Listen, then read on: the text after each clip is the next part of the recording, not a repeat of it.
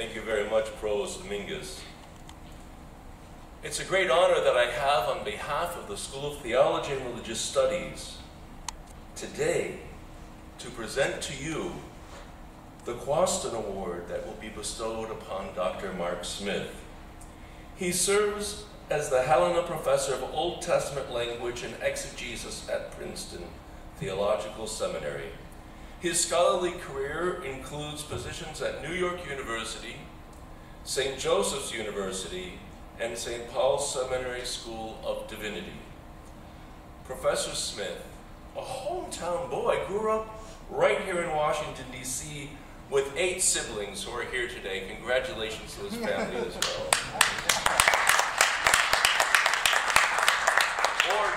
Four are here today. Why don't you stand up so everyone can. So they all had one power roll. His wife didn't stand up, so they're just So he was here and he attended Blessed Sacrament Primary School as well as St. Anselm's Abbey High School. He is also an alumnus of our university, having received a Master's of Arts degree in theology here in 1978. He continued his theological career by earning an MTS at Harvard Divinity School. He then focused on biblical languages, earning an MA and a PhD in the Department of Near Eastern Languages and Literature at Yale University, where he studied under the likes of Marvin Pope, Franz Rosenthal, and Brevard Childs. His distinguished and broad educational pedigree provided a basis for his many accomplishments in the classroom, as well as his very distinguished publishing record. An outstanding teacher, Mark Smith twice received NYU's Golden Dozen Award for excellence in undergraduate teaching. He tirelessly labors at his craft and strives to stimulate student learning through an engaging pedagogical style. Smith has authored 18 monographs and countless articles on the Old Testament and Northwest Semitic texts, especially on the history of Israelite and ancient Near Eastern religions. In books like The Origin of Biblical Monotheism, or The Early History of God, and God in Translation, Professor Smith reaches to the core of what the divine meant in the ancient world, how our Israelite theological forebears came to an understanding of God, who He is, and how He related to their neighbors' concepts of gods. He situates his study in the historical context, thus enriching our understanding of these complex issues by a thoroughly text-based approach. His stellar scholarly contribution does not tell the whole story. For Mark Smith, this just isn't an academic enterprise. He is committed to the notion that biblical scholarship has something to contribute to the church, that biblical scholars ought to share their insights, certainly with theologians, and most importantly with the laity. From his expertise on divinity and antiquity, from the Bronze Age to the Roman period, he produced in 2014 a book entitled How Human is God? 7 Questions About God and Humanity in the Bible, published by Collegeville Press. It is a book that CatholicBooksReview.org recommends, and I quote, "For any who want a more complete understanding of the issues surrounding God and the world, especially for those who are interested in the many ways the Bible approaches these questions," end quote. He truly invites people into a deeper spiritual engagement with the Bible, demonstrating the important connections between scholarship and our life of faith lived in Christ.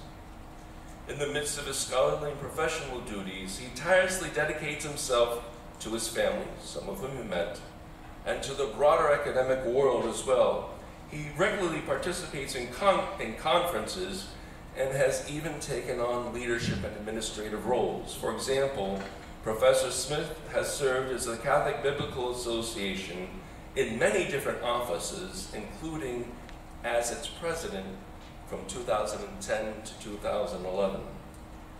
His prolific scholarship, keen intellect, and ability to communicate to students, scholars, and the broad public testify to a faith-filled and dynamic man who is truly an expert in his field and is indeed a fitting recipient of the Quasten Award commemorated by this medal.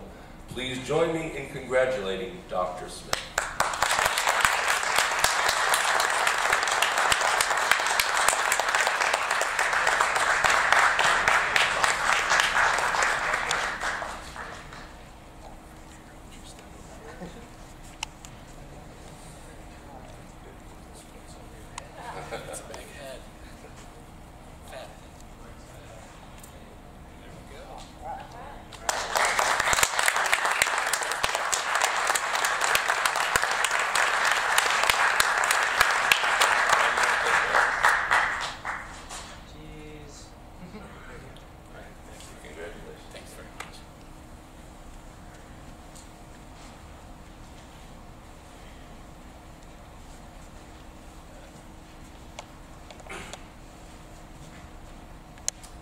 I want to thank the Dean and the Provost and all of you for being here tonight. I'm deeply honored to be here and to receive this medal. Catholic University holds a special place for me, as I'm sure it does for many of you. My parents met here during their doctoral studies in the late 1940s. During my years at St. Anselm's, I used to visit here with Catholic University Professor of Botany John O'Brien, who also happened to be my godfather. I also had many wonderful teachers here: Stephen Happel, Carl Peter, and Charlie Kern in theology, and in scripture, Aloysius Fitzgerald, Patrick Skean, Joe Fitzmyer, and no less than Peter Carney, who happens to be here. Since my student days, I have returned many times thanks to your kind and generous hospitality. Tonight is no exception. And before proceeding, I would add that I am very honored to have my wonderful wife here. And believe me, I could go on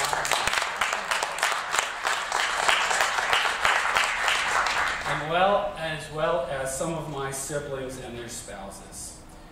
You are dear to me. And you are reminders of my parents, now gone, whom I would like to think have been quite able to get some time off from their heavenly duties to attend this event.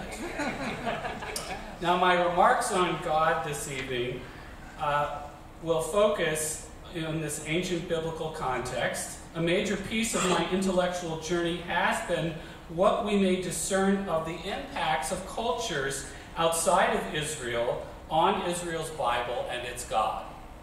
Divinity of ancient Near Eastern cultures is not the whole story of Israelite God, but is a significant part of that story. One that at times is underappreciated in both biblical and theological studies. I suspect this is because, at least in part, of a perceived assumption that the God of biblical revelation is separate from all other gods, and that we need to keep it that way in our analysis and thinking. Indeed, at first glance, this question of ancient Near Eastern divinity in the biblical Godhead should sound like a non-question. Perhaps like Tertullian's question that my main title echoes. As wonderfully surveyed in Johannes Quasten's Patrology, this church father famously asked, and this is on page 1 of your handout, which I'll be referring to at several points in the course of this evening. He asked, what indeed has Athens to do with Jerusalem? What concord is there between the academy and the church? This issue was not a new question in Christian theology, as the further sources cited on page 1 of the handout show. The Bible arguably poses a similar question. What have Canaan and Babylon to do with Israel? To judge from the biblical books of Deuteronomy, Joshua, and Judges, the answer seems clear. Israel had originally nothing to do with Canaan or its gods, and is to have nothing to do with them. Several biblical passages, such as Psalm 137, could follow suit for Babylon. Quote, "By the rivers of Babylon there we sat, also we wept as we remembered Zion." In this psalm, Babylon and Zion, that is Jerusalem, are polar opposites.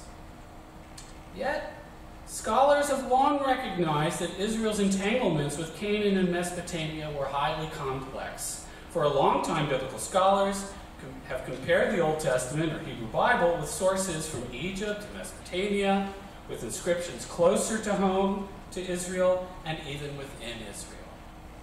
Scholarship has long compared the Bible and the ancient Near East, or set them in oppositional terms, as the Bible versus the ancient Near East.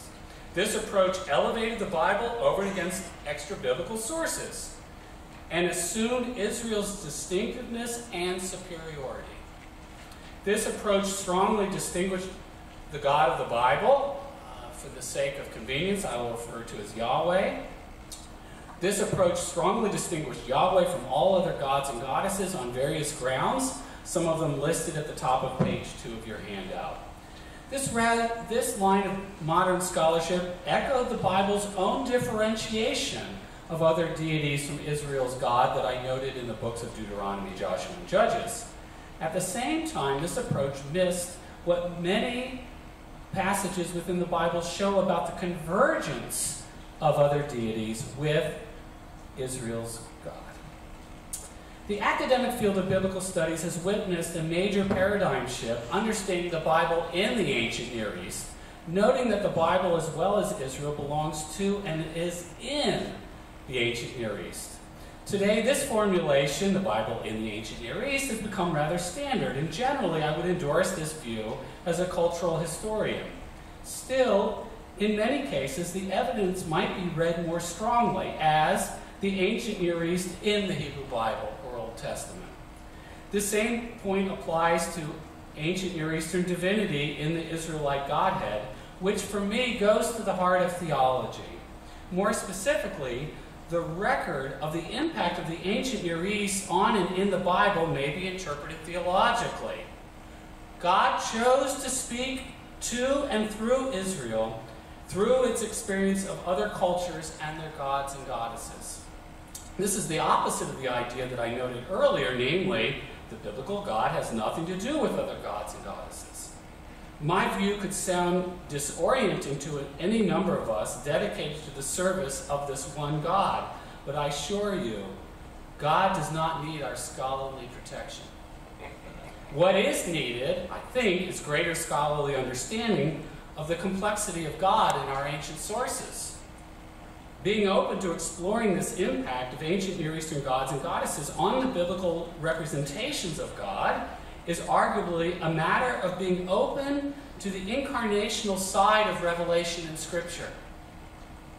Moreover, students of the Bible, whether scholars or not, we always remain aware that this God was and is vaster and also more intimate to humanity than any scholarly analyses, perceptions, or historical reconstructions, including my own. Tonight I sketch out the impacts of 3 different regions on Israel's conceptualization of its God in the Bible. Turn to your map on page 2. The first region is located to the south of what would become ancient Israel in the area of the Negev, Edom, the northern Hejaz. You can see Edom on your map on page 2. The second region is the larger coastal area we sometimes call the Levant or Canaan, running from the coast of modern Syria down through modern-day Lebanon and modern-day Israel and Palestine. The third region is Mesopotamia, located primarily in modern-day Iraq and northern Syria. So let's begin with part 1 of our story at the top of page 3 of your handout with the 3 features that lie at the very beginning of the story of God as told in the Bible. These 3 features are the name of the God, often pronounced as Yahweh. The consonants are often called the tetragrammaton, for those of you who know such language, Yud-He, Vav-He in Hebrew. The second feature is the tradition of this God's home at Sinai, variously called Sinai, Edom, Seir, Paran, or Teman. And the third feature is the exodus from Egypt. These 3 items have very few, and they are controverted, they're debated by scholars, they have very few reflexes outside of the Bible. So let me start with the divine name. In Exodus chapter 3, verse 14, the Bible interprets the name with the first person forms, Ehya Asher Ehya, I am, or I will be, who, or what, I am, or I will be. All 3 words are up for interpretation. That's Hebrew. So the verb ehya it's from a verb that is haya, meaning to be. A simple verb to be in Hebrew. Now this verse offers an interpretation of the divine name as the divine one, perhaps to be quote unquote, perhaps present to those who know and invoke this name. Perhaps liturgical. Given its place in Scripture, this meaning might be regarded as theologically defining for Christians. At the same time, it is unclear that the verb to be is actually etymologically the source of the divine name, especially since the divine name is attested also in the short form with only 3 letters, both in biblical personal names. You may remember David's son, Adoniyahu. Yahu is the short form of the name. And there are even shorter forms like Yah, as in the word that you know in English as Alleluia. Praise Yah. The biblical scholar Graham Davies notes in reference to Exodus 3:14, he says, quote, "What I wish to call exegesis of the divine name comes just before the occurrence of the name itself." That's his quote. We might say that for this biblical passage, interbiblical interpretation of the divine name, that is what Davies calls exegesis, is revelatory for the divine name. Think about it. Interpretation within the Bible is revelatory. Something to ponder. We might also say that the etymology of the divine name remains a scholarly mystery, and thus the God with this name remains something of a mystery as well. Now, the divine name has been identified with a similar-looking place name known from 2 Egyptian lists of place names. These lists associate the place name, spelled with the short form, roughly, YHW, with a group of non-Israelite people known as the Shasu. I won't ask you about the Shasu later, don't worry. The identification of the place name with the God Yahweh is debated, yet if it's correct, and many biblical scholars really love this identification. I've always actually myself had a bit of a jaundiced view, but I feel as if one cannot pass over it without mentioning it because it has become so standard. If it is correct, it would provide an early comparison for the divine name outside of the Bible. This is from the late Bronze Age. This is early. The place name refers not to a place, though, in Egypt, but may lie in the desert region to the east of Egypt and south of what would become Israel. This hypothesis would fit rather well with the second of the 3 major data that I'm going to mention, namely the name of Sinai. Sinai is associated with 2 place names, Seir and Edom, in Judges chapter 5, verses 4-5, itself perhaps the oldest witness to God in the Hebrew Bible or Old Testament. This is on page 3 of your handout. "O Yahweh, when you went from Seir, when you marched from Edom's highlands, the earth shook, their heavens streamed, also clouds streamed with water. Mountains shook before Yahweh, the one of Sinai, before Yahweh, the God of Israel." The third piece of information in the Bible's early story about God is the Exodus from Egypt. And like Sinai, this event is mentioned many times in the Bible, yet unlike the traditions associated with Sinai or the divine name, the Exodus is not mentioned in any pre-monarchic context in the Bible, and is not mentioned outside the Bible. The idea of the Exodus appears as a major political tradition. Turn to the top of page 4, please. Recalled at the royal founding of the northern kingdom of Israel, according to 1 Kings chapter 12. Behold your gods who brought you out of the land of Egypt. This is going to be associated later with the golden calf story, which is perhaps more familiar to you. Here we have a political tradition of liberation, in effect freedom from Egypt, which seems to be reused to celebrate the freedom of the northern kingdom from the southern kingdom of Judah based in Jerusalem. You may not remember the story, but at this point the northern kingdom is peeling off from the south. If authentic, the way 1 Kings 12 uses the Exodus implies that it was an older pre-monarchic tradition, by definition. Two early monarchic texts seem to attribute the Exodus, though, not to the god Yahweh, but to the god El. This is in Numbers 23:22 and 24:8, which is also on page 4 of your handout. El, who brought them or him, it's the variant in the two texts referring to Israel, out from Egypt, has horns like the horns of the bull. El is usually translated God, which obscures the old tradition of the god El here. This god himself is called Bull El. Remember the quote, has horns like the horns of a bull. This god outside of the Bible is known with the title Bull El. We'll talk about these texts a little bit later. But in the meantime, we may wonder, which god was the original god of the Exodus? Inquiring minds want to know. Was it Yahweh, as in most of biblical tradition, as in assumed by 1 Kings 12? Or was it El, as in the book of Numbers? Whatever the answer is, we may be sensitive to the fact that it is most difficult to get back to the tradition of the Exodus. But of course I try. For the background of the Exodus, many scholars have focused on the Egyptian names of Moses. These are on page 4 of your handout. The Egyptian names of Moses, Aaron, and Pinchas. Moreover, all of these names are Egyptian names, and they have no related words or names in Hebrew, which is a sign of a loan word. Moses is given an etymology for his name in Exodus chapter 2, verse 10, but all scholars regard it as a secondary folk etymology.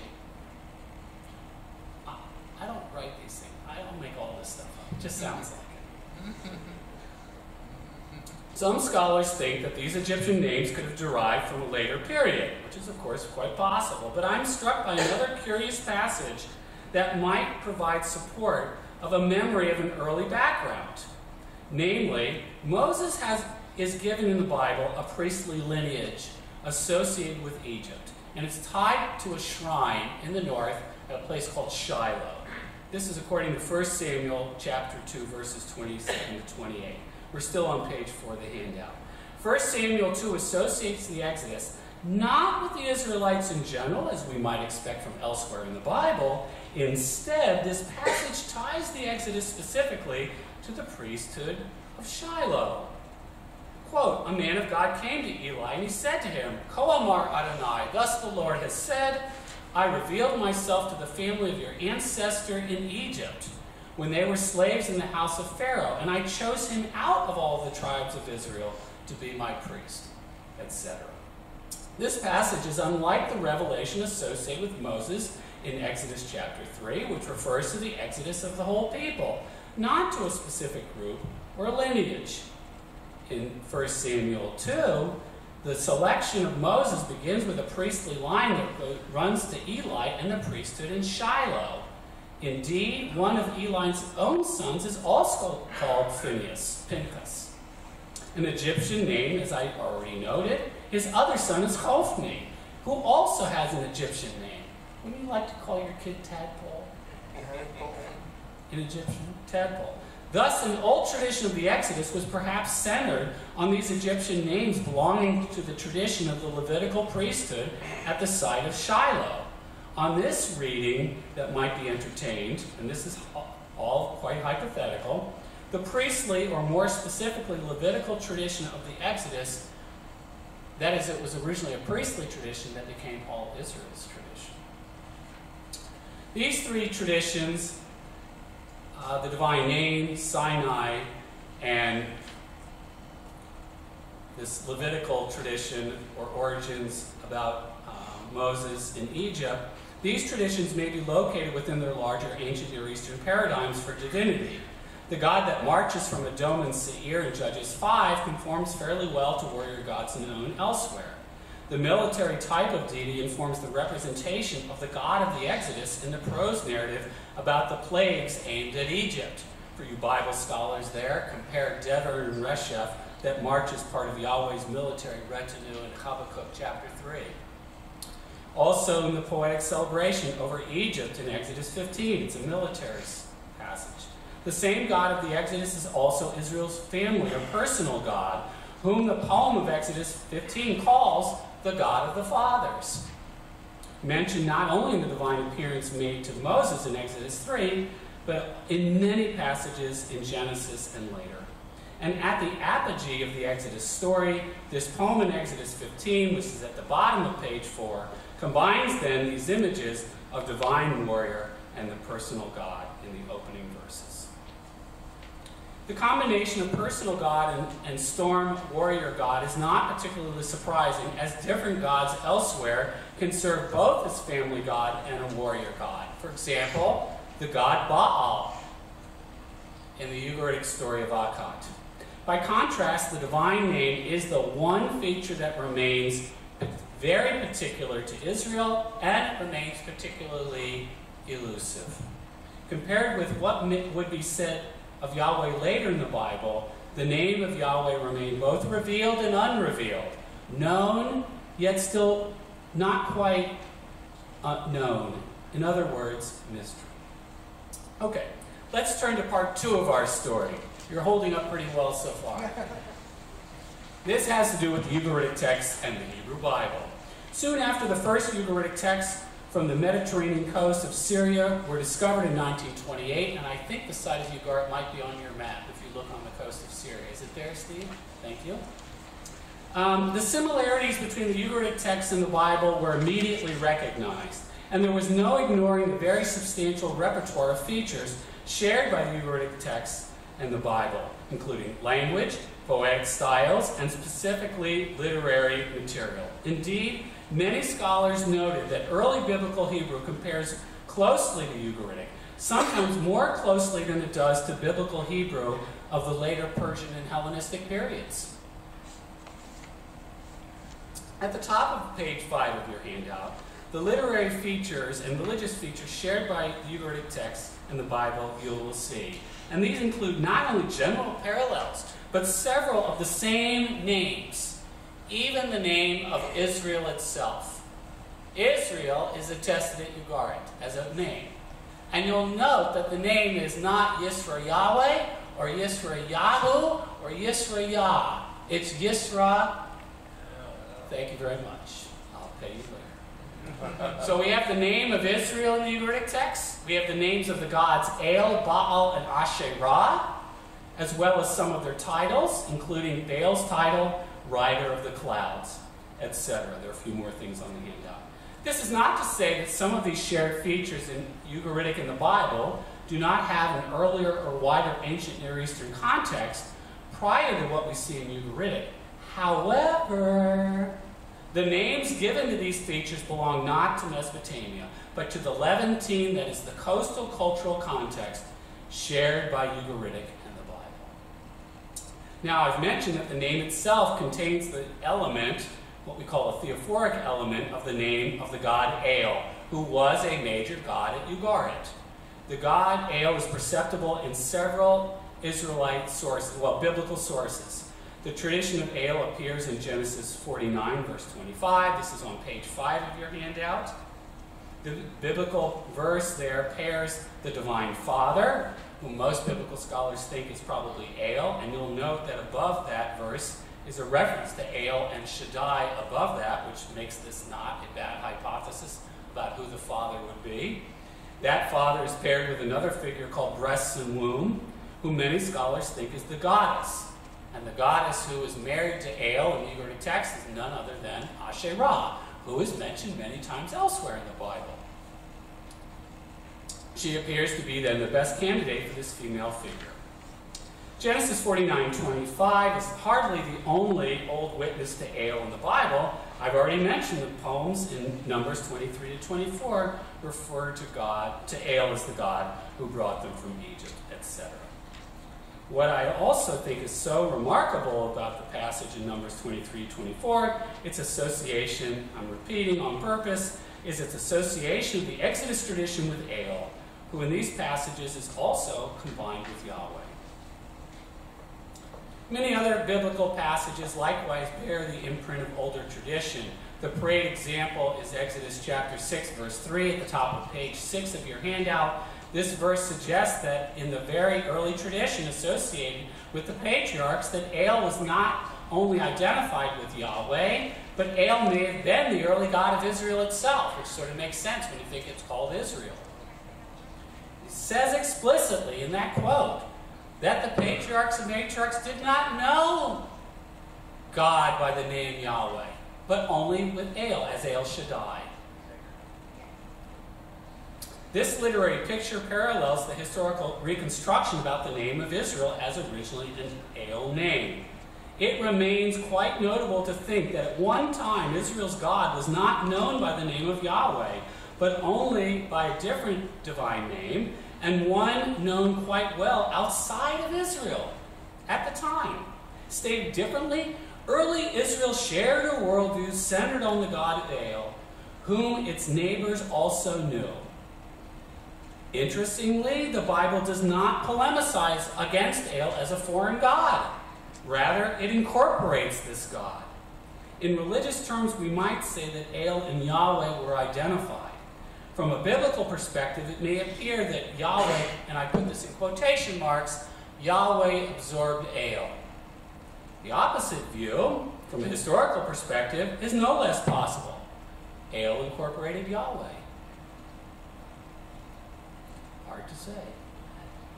Other traces of Levantine gods and goddesses are discernible in the Bible. The imprint of the goddess Asherah was perhaps more subtle, but certainly no less profound in the figure of personified woman wisdom, who's associated with the tree of life in Proverbs chapter 3, verse 18. This is on page 6.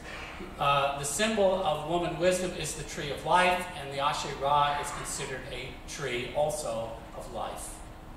And if you read Hebrew, if you really like Hebrew, if you read 3:18, there's a wordplay between Asherah, v'chol netivoteha me'ushar. It's the same root as Asherah.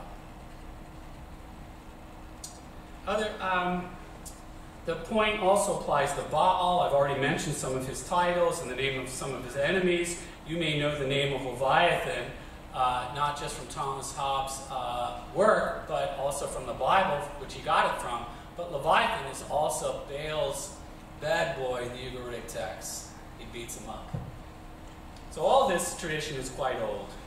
These traces of different deities in Yahweh point to Israel's incorporation of their features into what we might call the Israelite Godhead. This process transpired in Israel's monarchic period environment, involving what we call pantheon reduction.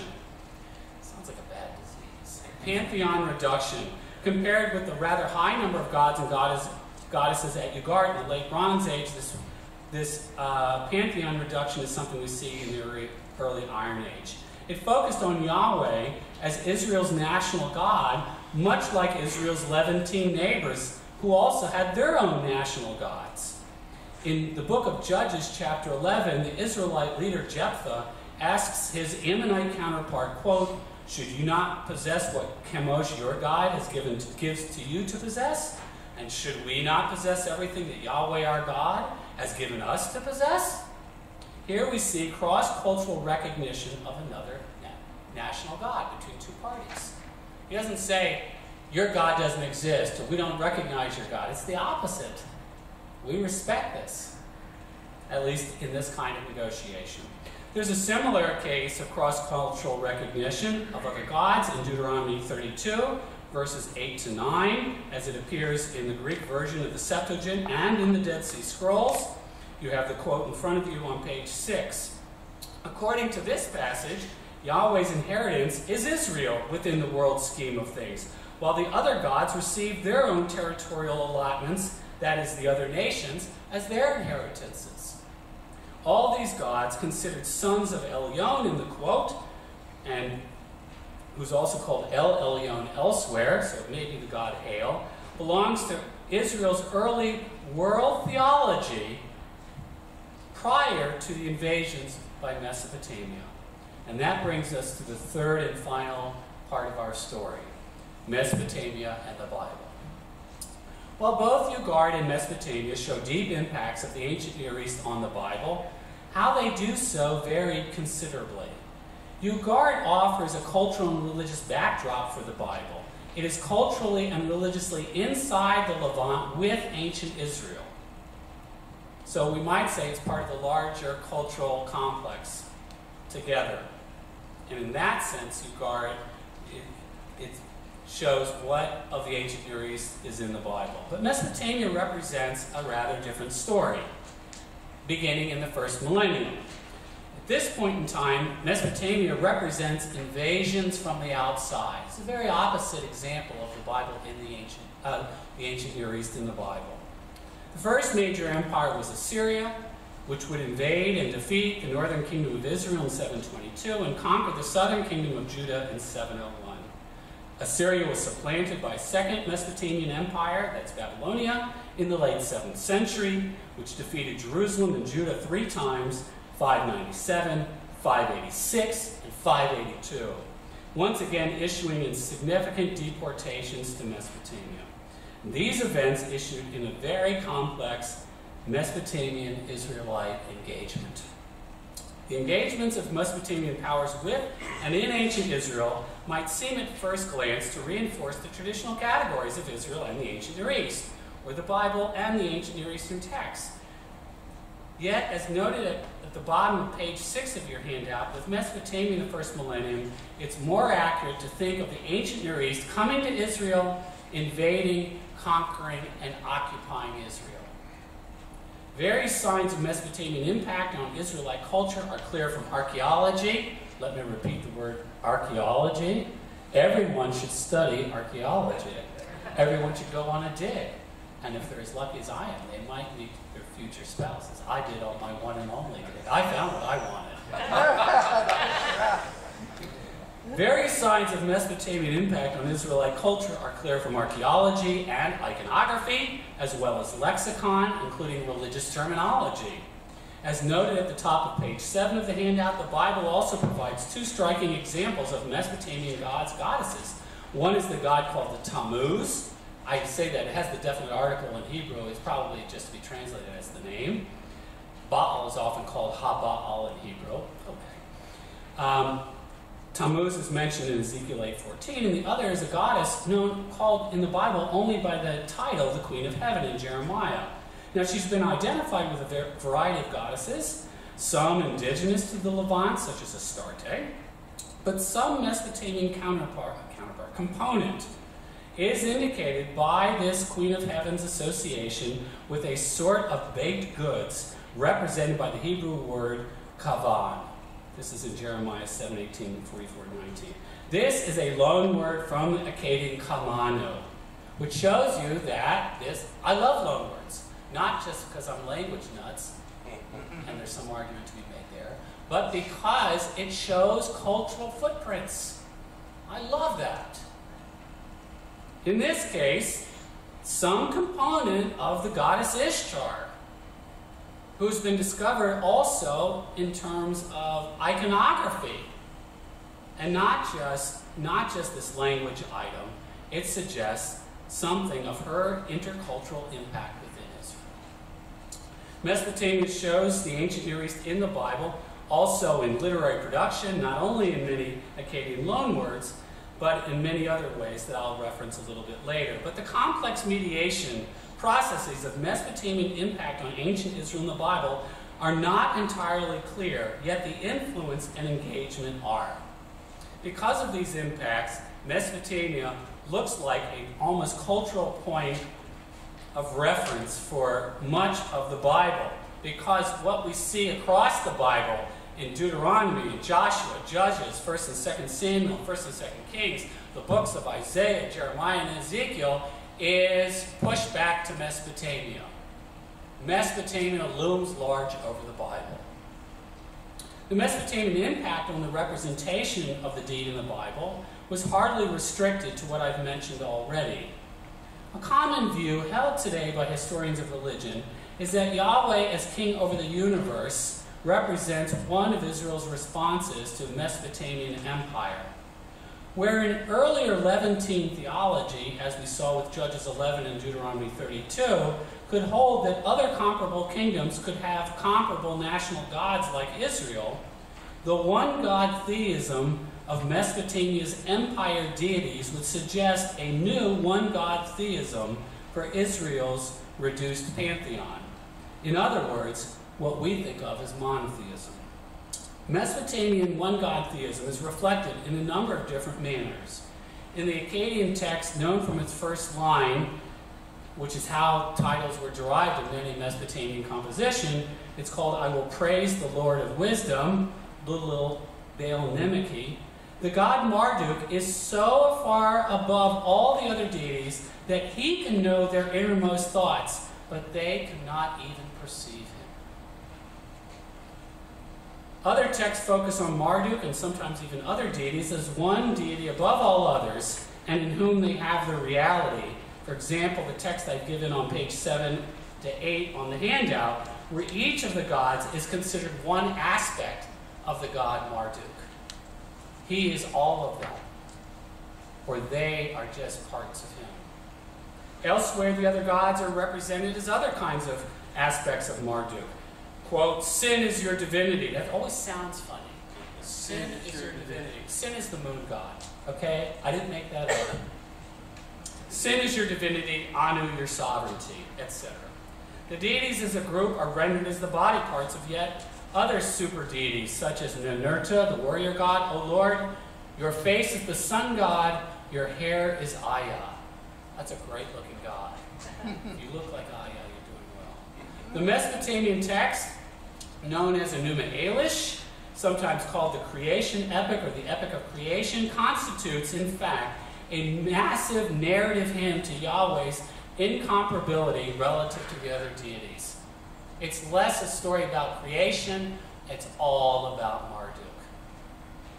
Thanks to these and other texts, we can situate divinity in Israel within a larger landscape. Under invasion from an empire with its empire god, Israel's national god would become an empire god, and more. From the perspective of the biblical authors of the 6th century, such as Isaiah, the second Isaiah, Ezekiel, and the priestly writer, the stock value, I always love the stock market analogy, but I don't have a blackboard and I didn't put it on here. Imagine 4 portfolios. Yahweh's got one portfolio, the other gods, Israel, and the other nations, especially Babylon. Now watch the stock. We see changing values between the stock portfolios of the divinities and the peoples. The other gods, this is all from a biblical perspective, they lose total value. They go to 0. And that corresponds to the loss of Israel's power. Israel doesn't have any power. That's on the earthly level. While Yahweh's power is super high. It's going through the ceiling. And it corresponds to the heightened power of human empires. So what happens? From an Israelite point of view, the other gods are 0. And you have a reshuffling of your portfolios. No longer do you have parallelism between between gods and peoples, but instead now, with the other gods all gone, the other nations or peoples become the mediator of God's plan for Israel and the world. And that's what the texts say. In the wake of this situation, Israelite authors came to regard its God as a God unlike any other God, the only God with reality in the universe. In other words, what the religious traditions of Judaism, Christianity, and Islam would regard as a hallmark of divinity in the Bible, namely its exclusive monotheism. Let me close with 3 thankfully brief comments. First, how does our look at the ancient Near East in the Bible affect how we think about God in the Bible? From a historical perspective, as Israel brings the ancient Near East into the Bible, so it marks its representation of divinity. From the perspective of Revelation, wherever God brings Israel, God goes in its understanding of divinity. Theologically, God, in effect, has brought ancient Near Eastern conceptualizations of divinity to Israel and into its Bible. God is vaster than any sum of human experience. As the repository of the first theological sanctioned witnesses to God, the Bible requires Christians to appreciate the vast mystery of God and the greatness of the means that God chose in order to bring humanity into contact with God. That includes the positive use of non-Israelite religious thinking and experience. Point number 2. Looking back on divinity in ancient Israel, it is not primarily a story about its origins or about its ends. It's not primarily about an exalted, sublime notion of original monotheism. That's the groove of the late 19th and early 20th century in biblical studies. Monotheism. Well, it is important. But the story is more complex than a story about monotheism or even about the eschaton and divine exaltation. It's no less about the many stories in between, about the great changes in Israel's experience of itself, the world, and its God. Divinity in the Bible is divine paradox in motion, shrouded in mysterious beginnings, middles, and ends. None fully determinative for any religious tradition, and none, I suspect, fully grasped by any religious tradition.